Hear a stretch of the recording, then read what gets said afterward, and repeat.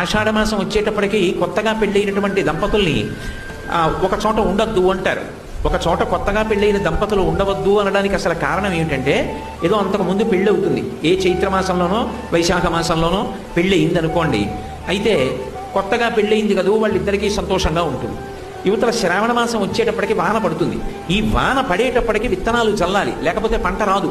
రైతు తెల్లవారుజామున 3 గంటలకో ఆకాశం మబ్బేసి గాలేసి చినుకులు టపటప పడుతుంటే గబగబా ఇంట్లో పెద్ద ఆయన నాగలి పట్టుకుని పొలానికి పరిగెడతాడు.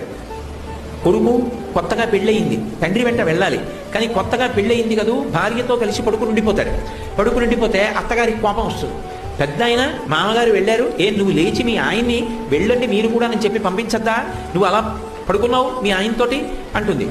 ఈ ఒక్క నెల ఆషాఢమాసంలో కానీ వాళ్ళిద్దరూ వేరుగా ఉన్నారనుకోండి, 6 నెలలు తినడానికి కావలసినటువంటి పంట వస్తుంది.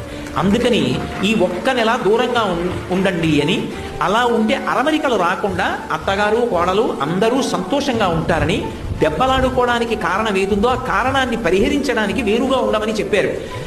ఆచారం ఏదైనా ఉంటే దాని వెనక ఎంత విశాలమైన మానవతా దృక్పథంతో పెట్టారో ఆలోచించాలి తప్ప, నీకేమీ తెలియకపోతే అదేం తప్పు కాదు. కానీ నీకు తెలియదు కాబట్టి ఎవరో ఒకడు చెప్పింది మాత్రం అది సదాచారం కాదు, తప్పని ఖండించడం కన్నా దురాచారం హస్సబుద్ధి మాత్రం ప్రపంచంలో ఇంకోటి ఉండదు.